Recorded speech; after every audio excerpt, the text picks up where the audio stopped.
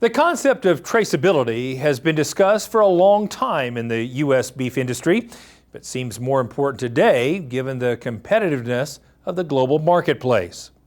Joining us now is Callahan Grund. He's the Executive Director of U.S. CattleTrace. Callahan, why is traceability such an important issue for the U.S. beef industry?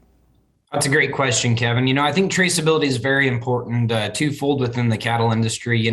Really knowing where cattle come from is important for many different facets within the cattle industry. We've been identifying cattle throughout time over the years, but really traceability, knowing where cattle have been, becomes really important when we start talking about disease traceability or also some value add instances.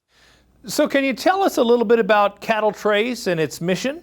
Great question. Yeah, CattleTrace started back in 2018 as a pilot project in the state of Kansas, really focusing in and wondering, is a disease traceability system in the cattle industry viable today? One that works with the cattle industry and for the cattle industry to protect our livelihoods as producers. And so we set out to look at that over a 2-year period in the pilot project. Really building out an infrastructure that works with the current flow of the cattle industry today, but then also, determining whether it's feasible to scale up on a national scale. We started with feeder cattle. Just because today's current ADT rule in place does cover all cattle over the age of 18 months, breeding age cattle for recreation, exhibition, and so on and so forth. And so we started with that feeder cattle gap. Now, one of the biggest pieces of our food supply chain that we really don't have a robust animal disease traceability system in there today. And so we wanted to see if we could build a hands-free speed of commerce contact tracing system that really worked in the background of the cattle industry with our current flow. And so over that period, it really worked well. We kind of spread like wildfire. There were a couple of other pilot projects going on within the country as well during that time period. And so in January of 2020, we gathered all those efforts up to form what is now US CattleTrace. And then in June of that year, left the pilot project phase and went into a nonprofit membership organization, really focused in on how we can build that national robust infrastructure on a voluntary basis for the cattle industry from a producer-led initiative. I'm a producer. Our whole board is made up of producers and so on and so forth. And so it's really a collaborative effort to build that speed of commerce contact tracing system that protects our industry. From your perspective, what are the benefits of adopting an industry-wide traceability system?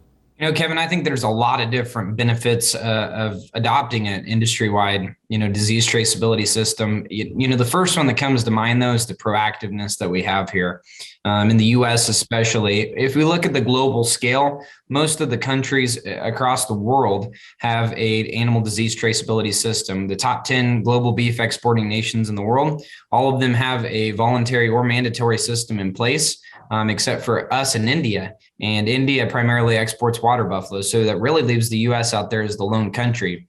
Most of these other countries have either one, had their government mandate a system upon them, or two, had a disease outbreak happen and the government handed them a system and said, here you go.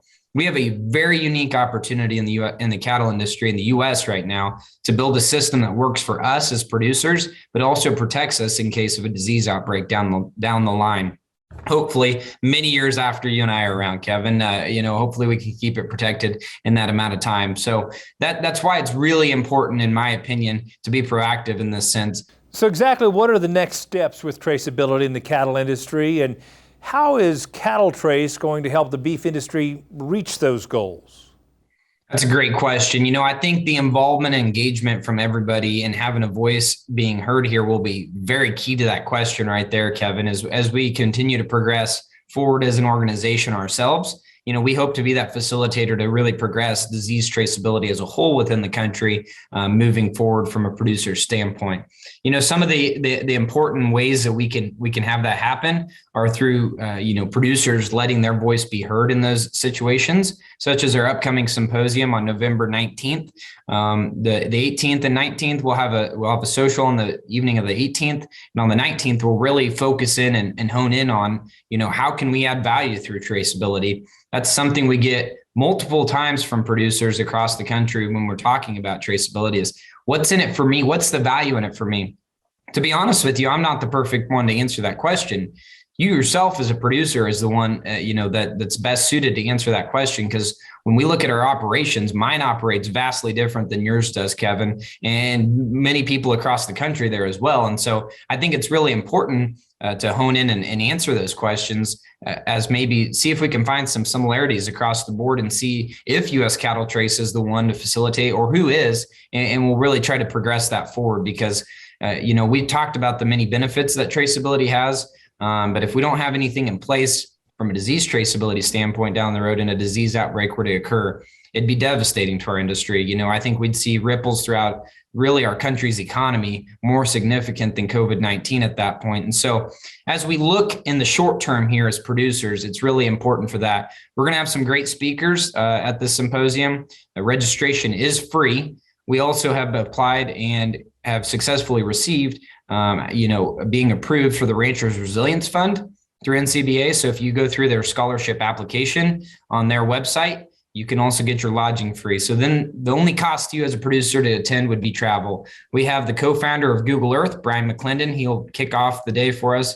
President of CAB, John Sticka, will be speaking as well. And then Dr. Sarah Place, the sustainability guru within the industry, will talk as well, be our keynote speaker there over lunch. It'll be a little different than your typical symposium. This one, we're really going to hone in and let you be a part of things. You guys will drive the conversation throughout part of the day. I think that's what will be important to the future of US CattleTrace, but also important to traceability as we continue to move forward as an industry. To learn more about CattleTrace or receive information on how to participate, visit uscattletrace.org.